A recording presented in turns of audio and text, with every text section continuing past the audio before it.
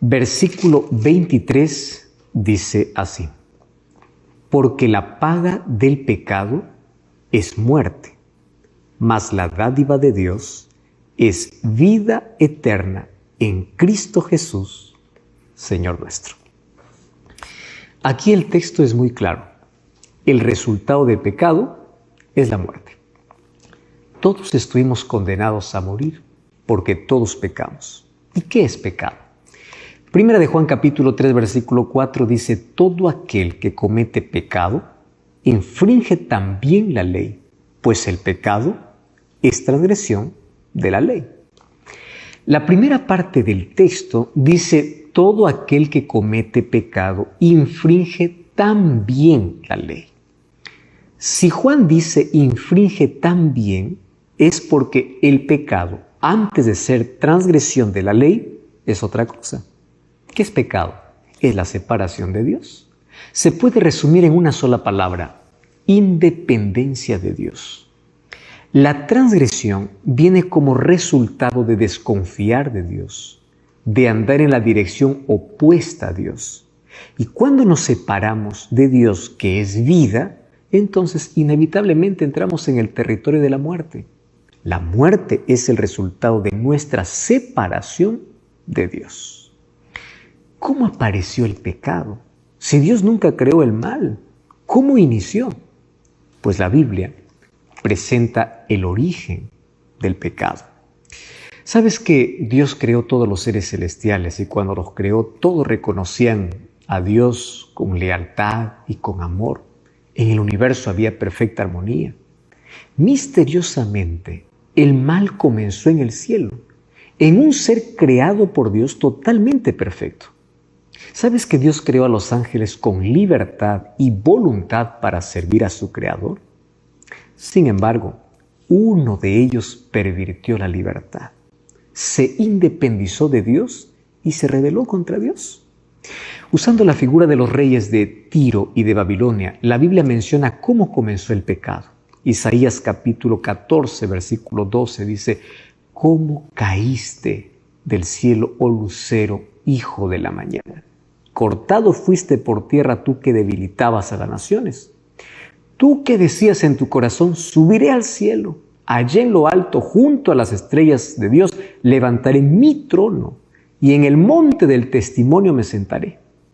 A los lados del norte, sobre las alturas de las nubes subiré y allí seré semejante al Altísimo. Cuando vamos al libro de Ezequiel, capítulo 28, versículo 12, 14, 15 y 17, dice así: Hijo del hombre, levanta endechas sobre el rey de Tiro, usando aquí la figura de Tiro, y dile: así ha dicho Jehová el Señor, tú eras perfección. Tú eras el sello de la perfección, lleno de sabiduría, acabado en hermosura. Tú, querubín grande y protector, te puse en el santo monte de Dios. Allí estuviste. En medio de las piedras preciosas te paseabas. Versículo 15 dice: perfecto eras en todos tus caminos, desde el día en que fuiste creado hasta que se halló en ti maldad. Cuando vamos al versículo 17, dice: pero se enalteció tu corazón a causa de tu hermosura, corrompiste tu sabiduría a causa de tu esplendor. Yo te arrojaré por tierra, delante de los reyes te pondré, para que miren en ti. ¿Sabes? El pecado comenzó en un ángel que tenía cualidades especiales. Número 1, dice que él era un querubín protector. ¿Quién es un querubín?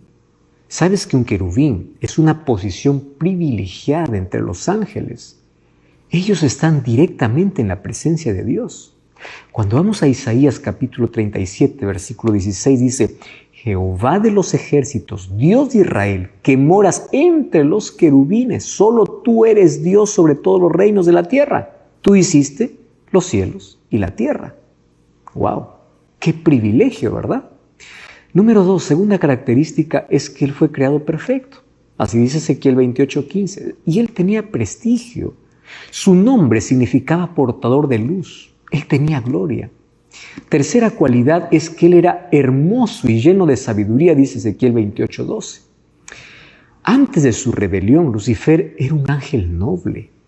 Su forma era perfecta, su porte era majestuoso. Una luz especial resplandecía en su rostro y brillaba alrededor. Sin embargo, fue el orgullo, la envidia, el egoísmo que corrompieron su carácter, según Ezequiel 28:17. Porque ahí en su egoísmo, él codició ser igual a Dios. Y él quiso ser adorado como Dios, como leímos en Isaías 14:13. Él deseaba el poder y la posición de Dios. Y es que en el cielo él comenzó a contaminar en la mente de los otros ángeles de que él quería ser adorado. Y distorsionó el carácter de Dios, diciendo que Dios es injusto, que es arbitrario, que sus leyes no pueden ser cumplidas y que él obviamente prometía libertad. Y esto fue como una pandemia que fue contaminando rápidamente la mente de los ángeles. Infectó la tercera parte de ángeles en el cielo. Y desde allí pues se tornó en adversario. Claro que él tuvo muchas oportunidades para arrepentirse de su mal.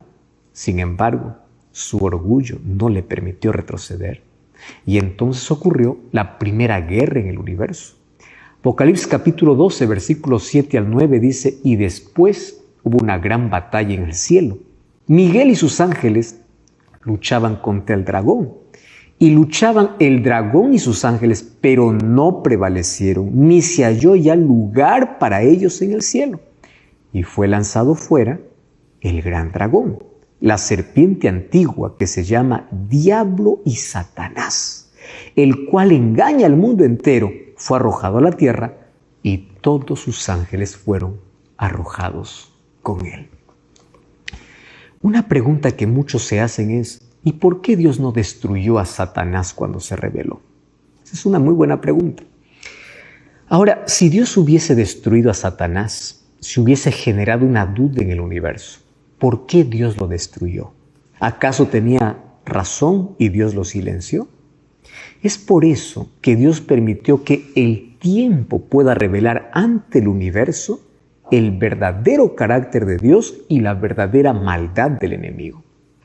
Sabes, el pecado es un misterio. Ahora, ¿cómo es que se contaminó un corazón perfecto? No sabemos. Lo que sabemos es que Dios creó seres libres e inteligentes para que voluntariamente puedan servirle por amor. Sin embargo, Lucifer eligió rebelarse. Dios creó a Adán y Eva en la tierra. Y no los creó como robots programados para obedecer. Igual los hizo seres libres e inteligentes. Ahora, ¿cómo puedes probar que eres libre? Claro, cuando la libertad es puesta a prueba. Y ellos tenían que pasar por una pequeña prueba. Génesis capítulo 2, versículos 16 y 17 dice así: y mandó Jehová al hombre diciendo: de todo árbol del huerto podrás comer, mas del árbol de la ciencia del bien y del mal no comerás, porque el día que de él comieres, ciertamente morirás. Y yo digo que esto es una pequeña prueba, porque hubiese sido muy difícil si Dios hubiese dicho así: solo del fruto de un árbol podrás comer y de todo lo demás está prohibido. Eso sí, hubiese sido difícil. Pero esta fue una pequeña prueba que demostraría la lealtad, la libertad y el amor para servir a Dios. Y esa pequeña prueba de obediencia era para que ellos puedan usar inteligentemente su libertad. Ellos fueron advertidos del maligno. Ellos sabían que había un solo lugar donde Satanás podría tentarlos. Justamente era en el árbol prohibido. Y cómo le gusta al ser humano acercarse donde es prohibido. Cómo toma los mayores riesgos y siempre termina en los lazos de la tragedia y de la muerte. Un día, Eva se separó de su marido y se acercó donde no debía. Y Génesis 3, 1 al 6 narra la triste historia de la caída del ser humano. Pero la serpiente era astuta, más que todos los animales del campo que Jehová había hecho, lo cual dijo a la mujer: ¿con qué Dios os ha dicho, no comáis de todo árbol del huerto? Y la mujer respondió a la serpiente: del fruto de los árboles del huerto podemos comer, pero del fruto del árbol que esté en medio del huerto, dijo Dios, no comeréis ni lo tocaréis para que no muráis. Entonces, allí dice el versículo 5, versículo 4, entonces la serpiente dijo a la mujer, no moriréis, sino que sabe Dios que el día que comáis de él serán abiertos vuestros ojos y seréis como Dios sabiendo el bien y el mal.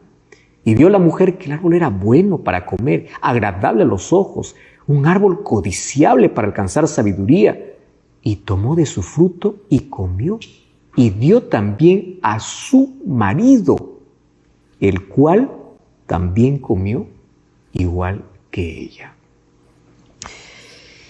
Eva jamás imaginó que Satanás iba a venir disfrazado en el animal más hermoso de la creación.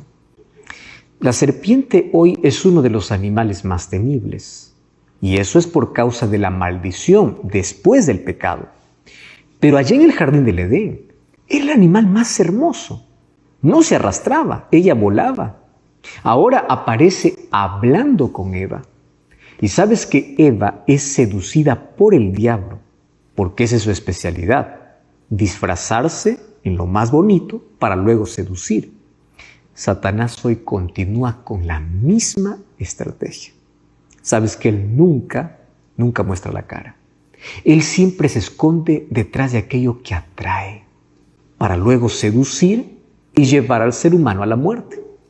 Si quiere arruinar la vida de una señorita, él puede seducirla detrás de un joven hermoso para que pueda apartarlo de Dios y así poder arruinar la vida de esa persona. Y si quiere arruinar la vida de un joven, puede aparecer detrás de una joven muy linda para separarlo de Dios. Porque él seduce a través de una persona, a través de un lugar, a través de un vicio. Todo aquello que te separa de Dios es usado por Satanás. Por eso corta aquello que no te ayuda a crecer, aquello que te impide estar cerca de Dios. Satanás apareció disfrazado y lo primero que colocó en la mente de Eva fue la duda. Una pregunta para hacerle dudar, ¿con qué Dios os ha dicho? Sabes que la duda siempre ha sido y será una de las mayores armas del enemigo.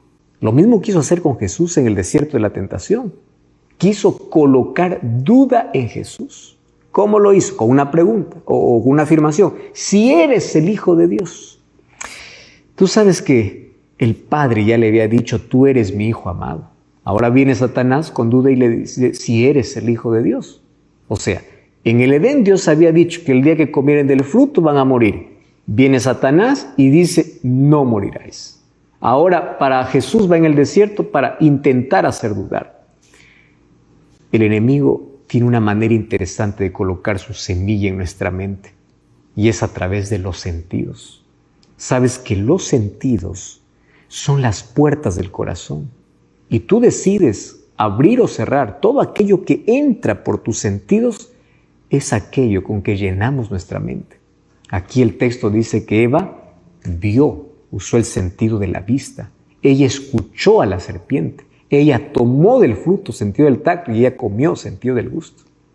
¿Te das cuenta? Ella colocó su apetito por encima de la palabra de Dios. Por eso es que el pecado fue un acto consciente. Ella eligió creer a Satanás antes que a Dios. Ella aceptó la propuesta que la serpiente le dio, seréis como dioses. Y allí ella se colocó de parte de Satanás para vivir independiente de Dios. Ella misma quiso ser su propio Dios. Y eso es lo que Satanás hoy consigue en la mente de miles de personas. Los seduce mediante los sentidos y le propone vivir lejos de Dios. Una vida de libertinaje, una vida sin reglas, una vida donde el apetito está por encima de Dios, donde los sentimientos están por encima de la palabra de Dios. ¿Tú crees que Satanás ha cambiado de estrategia? No. Continúa hoy disfrazándose de lo más bonito para separar al ser humano de Dios. Y cuando te separas de Dios, te separas de la vida y comienzas a morir. Cuando te separas de Dios, tu vida se coloca bajo el dominio de Satanás.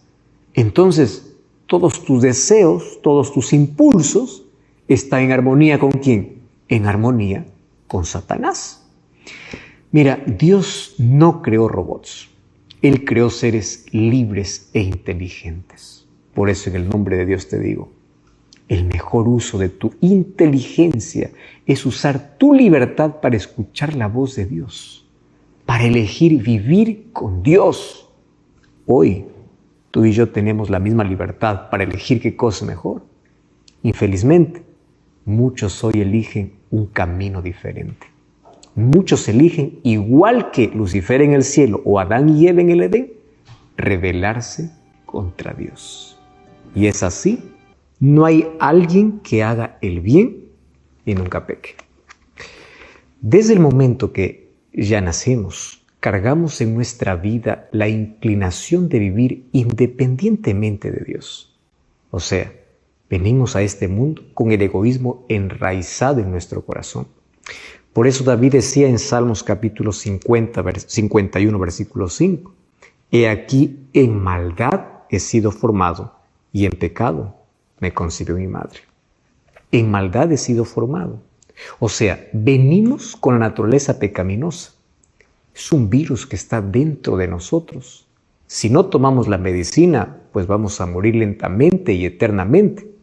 Y la única medicina para nuestro problema es Jesucristo. Sabes que sin Cristo estamos totalmente perdidos. Él es el camino, Él es la verdad, Él es la vida. El pecado nos separó de la vida y nos colocó en el terreno de la muerte.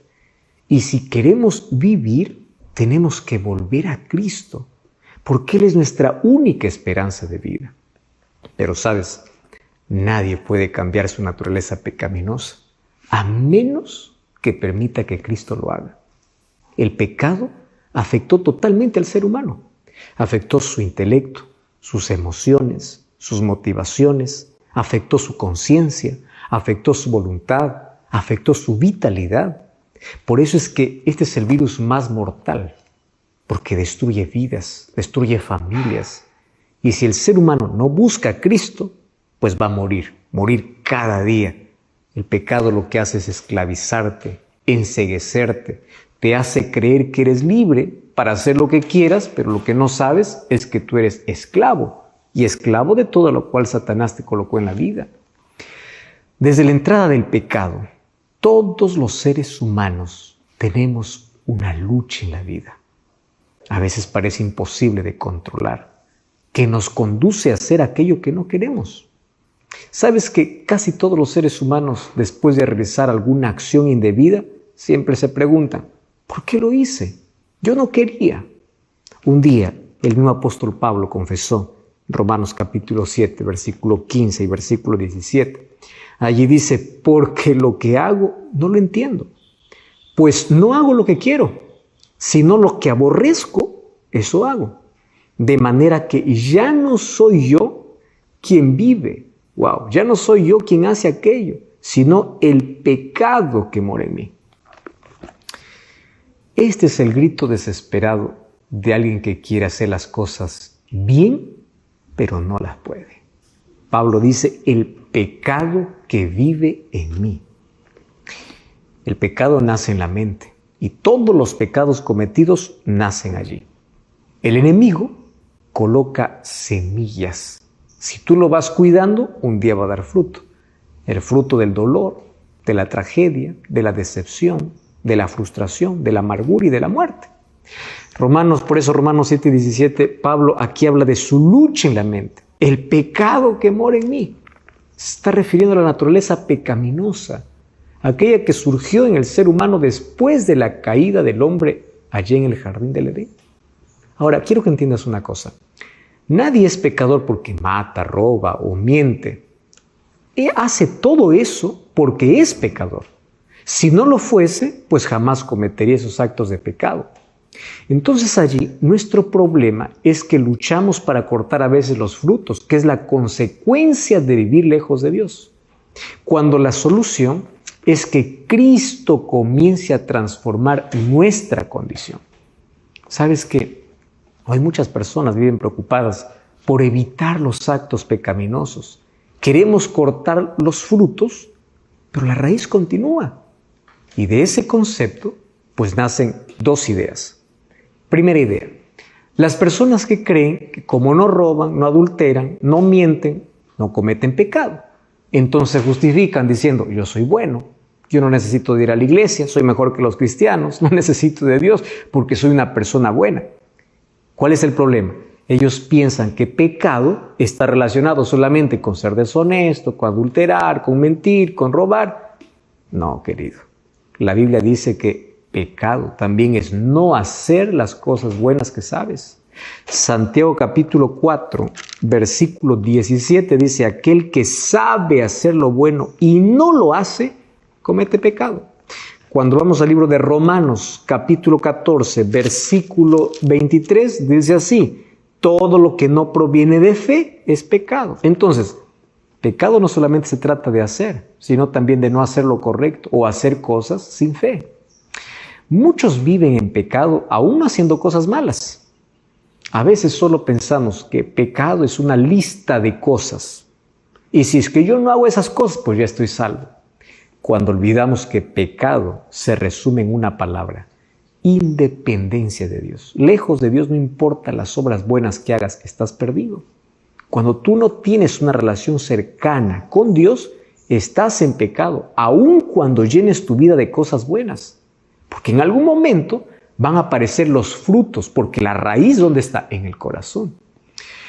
Cuando el pecado comenzó en el cielo, Lucifer no mató, no robó. Él simplemente se independizó de Dios. Y él coloca la idea en la mente de las personas que es suficiente no hacer cosas malas para salvarse. Pero aún que ellos puedan vivir lejos de Dios, sin un relacionamiento con Cristo. Y ahí está su éxito. Existe un segundo grupo de personas. Un segundo grupo de personas que piensan así. Yo debo vencer el pecado para ir a Jesús. Entonces, primero tengo que dejar el alcohol, el cigarro, el vicio. Ellos creen que tienen poder para vencer. Cuando Jesús nos invita a ir a Él como estamos. Porque es con su poder que somos transformados. Porque si tú dices, yo voy a cambiar para ir a Jesús, si tú puedes cambiar solo, ¿para qué necesitas de Dios? Mira, nadie abandona el mal camino para ir a Dios. Cuando vamos a Dios, abandonamos el mal camino. Ahí ocurre un milagro, porque nuestros ojos espirituales se abren para ver nuestra condición. Y ahí ocurre el arrepentimiento. Y el Espíritu Santo nos hace abandonar el mal camino. Eso se llama conversión. Hay muchas personas que están convencidas de pecado, pero no convertidas, porque no permiten que el Espíritu Santo trabaje en su vida. Ahora, esa transformación es lo que el Espíritu Santo hace en nuestra mente, porque cambia nuestra mente, nuestras palabras, nuestras actitudes, cambia nuestra visión de la vida, cambia nuestros hábitos, cambia nuestra alimentación, cambia todo. Ese cambio real no ocurre por el ser humano. Son los cambios que el Espíritu Santo hace. Porque los cambios humanos pueden ser superficiales, solamente de apariencia externa, cuando el problema está donde adentro, en el corazón. Según Romanos capítulo 6, versículo 23, dice que el ser humano estaba condenado a morir por causa del pecado. Sin embargo, Dios tenía un plan. Al crear a Adán y Eva como seres libres, claro que había la probabilidad de que elijan la muerte en lugar de la vida. Por eso es que antes de crearlos, Dios elaboró un plan de rescate. Antes que Dios diga, haya luz, en la eternidad se dijo, haya cruz. El rescate sería la sangre de Jesús. Él tomaría nuestro lugar. El mayor rescate alguna vez pagado en el universo fue el rescate de Dios por el ser humano. El apóstol Pedro en 1 Pedro 1, 18 y 20 dice que fuimos rescatados no con oro o plata, sino con la sangre preciosa de Cristo que estaba destinado desde antes de la fundación del mundo. Piensa en lo siguiente. Jesús dejó la gloria del cielo, descendió al valle del pecado para poder salvarnos. El apóstol Pablo en Gálatas 4:4 dice que ese Dios se hizo hombre. Él no dejó de ser Dios, pero se tornó hombre, sujeto al sufrimiento y a dificultades que todos pasamos. Él fue tentado en todo, pero sin pecado. Y como hombre, Él vivió en armonía, en voluntad, en la voluntad de su Padre. Él vivió en obediencia completa. y el enemigo nunca pudo derrotar a Cristo.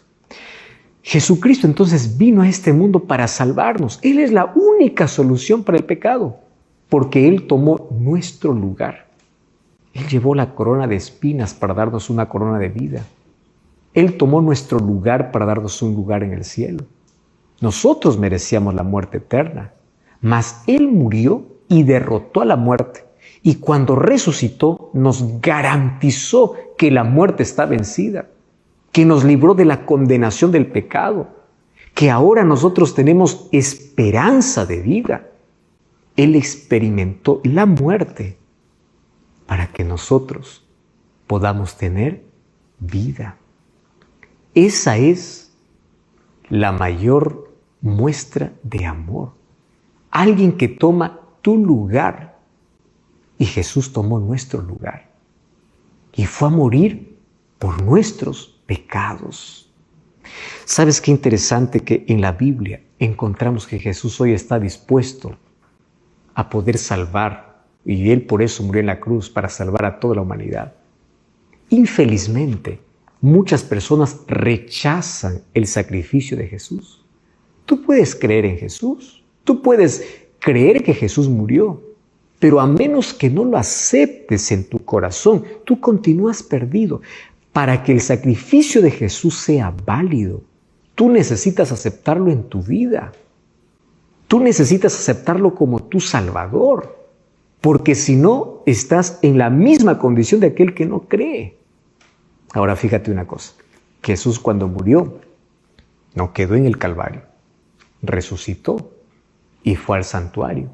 Y la invitación que Dios hace está en Hebreos capítulo 4, versículo 14 hasta el versículo 16. Allí dice que nosotros podemos ir libremente ante el trono de la gracia. Hay un cielo abierto para ti. Hay esperanza para tu vida. Nadie está perdido. No importa la maldición que trajo el pecado para tu vida, Dios hoy puede salvarte. No importa tu condición, hoy Dios puede darte transformación, Dios puede darte salvación. No importa el pasado, lo que importa es que Dios puede darte un mejor futuro. Es eso lo que Dios hoy quiere hacer en tu vida. Es eso lo que Dios quiere hacer. Ahora, cuando el ser humano rechaza la gracia de Dios, cuando el ser humano solamente mira a Jesús distante y no tiene comunión con Él, pues siempre va a acabar perdido. Tú serás capaz de poder rechazar un amor tan grande como el de Cristo. Tú serás capaz de continuar en la maldición del pecado cuando Cristo ya te redimió de él. Tú serás capaz de decir a Jesús no cuando Él tomó tu lugar. Cristo murió por todos. Infelizmente no todos están dispuestos a salir de la muerte a la vida, de la maldición a la justificación. Mas hoy hay esperanza para ti. Hay esperanza para tu vida. Y esa esperanza lo encuentras solamente en Jesús. Hechos 4:12 dice, porque en ningún otro hay salvación, porque no hay otro nombre bajo el cielo dado a los hombres en quien podamos ser salvos. Ahora, ¿cómo es que Pablo miraba aquella cruz, aquella redención? Pablo primero nos dice en Romanos capítulo 6 de que por causa del pecado tenemos maldición y la maldición de la muerte. ¿Cómo Pablo miraba el sacrificio de Jesús? Cada vez que contemplaba el sacrificio de Cristo en la cruz, ¿de qué manera él expresaba su amor y su relacionamiento con Cristo? Eso es lo que vamos a ver ahora. La cruz era símbolo de vergüenza y de venganza. Fue inventada por los asirios y adoptada por los romanos. Pero Cristo lo convirtió en un símbolo de victoria. Y así como Cristo murió con los brazos abiertos, sabemos que hoy no está más en la cruz, porque luego resucitó. Mas hoy continúa Jesús con los brazos abiertos para recibir al mayor pecador, aquel que se siente sin derecho, aquel que se hundió en la más profunda pecaminosidad. Hoy los brazos de Jesús continúan extendidos. Su gracia está disponible. El cielo está abierto. Por favor, no cierres tu corazón. ¿Sabes que Jesucristo cargó sobre Él tu pecado y el mío? Nos libró de la condenación de la muerte. No sigas cargando la culpa cuando existe perdón. Todo lo que necesitamos hoy es ir a Jesús, vivir en comunión con Él. Recuerda que no existe salvación fuera de Él. No existe esperanza, no existe vida. Sin Cristo simplemente morimos lentamente en la vida. Separados de Él, la vida no tiene sentido. Jesús mismo dijo en Juan 15:5, separados de mí, nada podéis hacer. Y Pablo dice en el libro de Gálatas capítulo 6, versículo 14, pero lejos esté de mí gloriarme, sino en la cruz de nuestro Señor Jesucristo, por quien Él fue crucificado. ¡Wow! Cuando aceptamos a Jesús, salimos de muerte para vida. Romanos 6:23 dice que la paga del pecado es muerte, pero la dádiva de Dios es vida eterna. Por eso nunca te atrevas a rechazar a la vida. Nunca te atrevas a rechazar la gracia de Jesús. Efesios capítulo 2, versículo 8 y 9 dice que somos salvos por la gracia de Jesús. Gracia es aquello que no merecemos. Gracia es la causa de la salvación y la fe es la respuesta humana ante la iniciativa divina, porque la fe restaura nuestra relación con Dios. Entonces, como resultado, nuestra vida comienza a producir frutos de obediencia, porque nuestra vida se coloca en armonía con la voluntad de Dios. La causa de la salvación es la gracia de Dios. La evidencia de la salvación es la dependencia y la obediencia a Dios. ¿Sabes que la salvación no tiene que ver con lo que somos o con lo que ofrecemos a Dios, sino tiene que ver con lo que Dios es y lo que Él nos ofrece? Si nosotros fuimos lejos en nuestra rebelión, Dios fue más lejos en la solución. Si nuestro pecado es mayor, la gracia es mayor aún. Nunca debemos subestimar la fuerza del pecado, pero jamás debemos subestimar el poder de la gracia. ¿Sabes que el pecado te roba la sonrisa, los sueños, la vida? Te deja vacío. Y Satanás te hace creer que te estás divirtiendo, cuando en realidad te estás destruyendo. Y quien rechaza la salvación vive en constante autodestrucción. Cada día tú tienes dos caminos: ir a Dios o huir de Dios. La esperanza o la desesperación. La oscuridad o la luz. El libro de Juan capítulo 3, versículo 19 dice, y esta es la condenación que vino al mundo, porque los hombres amaron más las tinieblas que la luz. Tú eliges cada día tinieblas o luz, vivir o morir. Deuteronomio capítulo 30, versículo 19 y 20 dice, hoy he puesto delante de ti la vida y la muerte. Elige la vida. Esta es la mayor invitación para ti. Deja el camino de la muerte. Pero Dios solo puede invitarte. Él no puede obligarte, porque Él te dio libertad para elegir. Elige la vida. Cristo es la vida. La vida está llena de elecciones. Una elección equivocada trajo dolor y muerte. Por favor, elige a Cristo. El camino hoy está diseñado, la puerta está abierta, la deuda está pagada. Sin embargo, el sacrificio de Cristo no tiene valor a menos que tú lo aceptes en tu vida. Y hoy quiero mencionarte que hay 4 cosas que Dios no conoce. Número 1, no conoce un pecado que Él no odie, porque sabe que el pecado destruye a sus hijos. Número 2, Él no conoce un pecador que Él no ame. Él te ama. Hagas lo que hagas, nada hará que Dios te ame menos. Número 3, no conoce un pecado que Él no perdone. Sabes que un pecado imperdonable es cuando tú no quieres más pedir perdón, cuando tu corazón perdió la sensibilidad y prefieres voluntariamente vivir en el pecado. Pero mientras reconozcas que eres pecador y necesitas de un Salvador, no importa el pecado que has cometido, siempre habrá perdón para ti. Y número 4, Dios no conoce un tiempo mejor que ahora para que todo pecador elija a Jesús como su Salvador.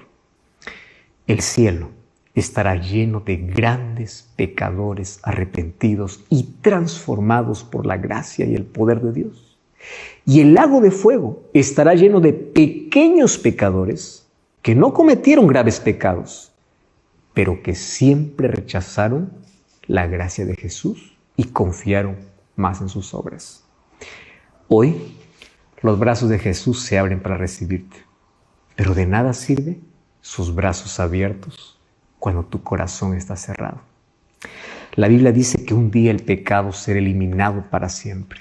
Malaquías 4:1 dice que no quedará ni raíz ni rama, pero junto con el pecado será destruido todos aquellos que en lugar de aferrarse a Cristo, se aferraron al pecado. Hoy tú puedes ser libre. No elijas tu destino con Satanás. Hoy puedes usar tu inteligencia para decidir y usar sabiamente tu libertad para elegir a Cristo. Nunca te olvides, sin Cristo estamos completamente perdidos, condenados en el pecado. Sin embargo, con Cristo no importa nuestra historia del pasado, no importa los errores del pasado. Cuando tenemos un encuentro con Él, Él cambia para siempre nuestra historia. Pablo lo podía decir con su propia vida. Antes de encontrarse con Cristo, era un asesino. Pero cuando se encontró con Jesús fue transformado. Pasó de predicador o de perseguidor a predicador. Porque para Dios no existe un caso perdido. ¿Sabes que el mayor milagro que Dios hace hoy es transformar vidas? Vidas para honra y gloria de su nombre. Romanos capítulo 8, versículo 1, trae esperanza para todos nosotros. Dice, porque ahora ninguna condenación hay para aquellos que están en Cristo Jesús. En el pecado estamos condenados. En Cristo estamos destinados a vida eterna. Jesús es el camino, es la verdad y es la vida. Hoy revisa tu camino, porque si tu camino no es Cristo, tu destino no es el cielo. ¿Qué cosa es lo que estás haciendo hoy? ¿Hasta cuándo vas a insistir en la condenación cuando hay un camino de salvación? Ahora pues ninguna condenación hay para aquellos que están en Cristo. ¿Qué significa estar en Cristo? Junto a Él. Un relacionamiento cercano e íntimo con Él. Jesús contó una historia que bien puede ilustrar nuestra vida con Él y sin Él. En el libro de Lucas capítulo 15 contó 3 parábolas, mas quiero usar apenas la última parábola para poder ilustrar nuestra condición lejos de Él. Y a partir del versículo 11 dice que había un padre que tenía 2 hijos. El menor le dice, yo quiero salir de casa y dame la herencia que me corresponde. En su pensamiento estaba que mientras más lejos esté de casa, más libertad tendría. Y mientras más libertad tendría, sería más feliz. Estaba arruinado, pensando de que estando en casa, por haber muchas reglas, no era libre y no era feliz. El padre, que amaba tanto al hijo, respetó su libertad, respetó su decisión y le dijo, está bien, yo no puedo retenerte. Si mi amor no es suficiente para que te quedes dentro de casa, tienes libertad para salir. Eso es lo que Dios hace con los seres humanos. Sin embargo, aquel muchacho se fue lejos, mientras más lejos pensaba que era mejor, y comenzó a malgastar y a acabar todo, absolutamente todo lo que sacó de casa. No pasó muchos días, las cosas se terminan, porque no importa las mayores cosas que obtengas en la vida, un día se acaban. Se acaba la salud, se acaban las riquezas, se acaba todo. Y cuando todo comenzó a faltarle, todos le abandonaron. Porque tristemente eso es lo que sucede en la vida. Personas están a tu lado cuando tienes influencia, poder, cargo, responsabilidad. Pero cuando todo eso se acaba, todos se van. Se quedó solo, completamente solo. Y allí, cuando ya no tenía más privilegios, cuando ya no tenía más los amigos que tenía, vino una grande hambre sobre la ciudad. Esa es nuestra condición. Fíjate lo que sucede. En ese momento, él buscó un trabajo para saciar aquella necesidad que tenía. o para poder por lo menos tener algo para comer. Y de todos lo que había, o de todo lo que había en ese momento de extrema necesidad, había uno que era la mayor humillación para su cultura. ¿Qué cosa? Tener que cuidar cerdos. Ni siquiera era bien pagado. Y tanto era el hambre que tenía que habían días que él quería participar de esa comida.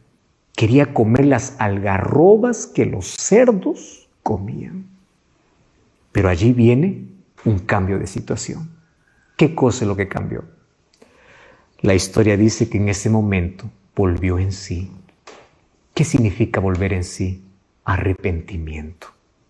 Volvió en sí y dijo, yo estoy aquí muriendo de hambre, cuando en la casa de mi Padre hay tanta abundancia de pan. Ese volver en sí es el trabajo del Espíritu Santo que hace en todo pecador. Volver en sí, reflexionar. ¿Qué estoy haciendo con mi vida? ¿Qué está sucediendo conmigo? Pero él no solamente allí volvió en sí, él tomó la decisión, abandonó todo ese chiquero donde estaba y volvió a la casa del Padre. ¿Cómo lo recibió el Padre? Resulta que desde el momento que el Hijo salió, el Padre nunca perdió de vista la esperanza que un día el Hijo iba a regresar. Sin embargo, Él no regresó como se fue. Él se fue con tanto orgullo, mas ahora regresó con tanta humillación. Se fue bien vestido y Él regresó andrajoso, sucio, maloliente. Y el Padre corrió. Ni siquiera esperó que llegue hasta la casa. Ni siquiera le permitió que pueda arrodillarse y suplicar. Lo abrazó y le dice, aquí estuve siempre para recibirte. Y claro que hay confesión del Hijo. Le dice, Padre, pecado, yo ya no merezco nada, perdí todo el derecho. Y el Padre le dice, claro que no has perdido.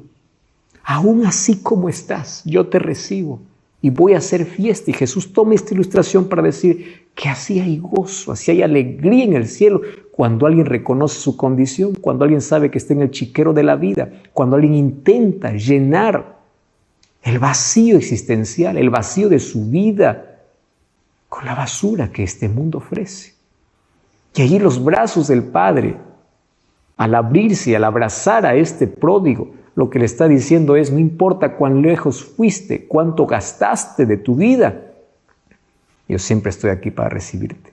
Es la mayor representación de la manera como Dios trata al ser humano. Hay esperanza para ti. El pecado pudo haberte degradado. El pecado pudo haber distorsionado tu visión. El pecado pudo haberte degenerado. Pero en Cristo puedes ser transformado. Hay esperanza para todo miserable y pecador mientras éste reconozca su condición. ¿Por qué no tomar la misma decisión? Voy a dejar este chiquero para ir a la abundancia de pan.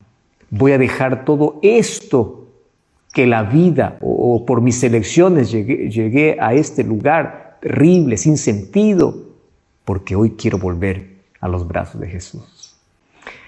Una cruz se levantó y esa cruz tiene la forma de brazos abiertos para decirte que Dios siempre está dispuesto a recibirte. Por eso el apóstol Pablo habla sobre la seriedad del pecado, pero también habla sobre la verdadera solución. La seriedad del pecado es que todos somos pecadores y por el pecado todos estamos condenados a muerte.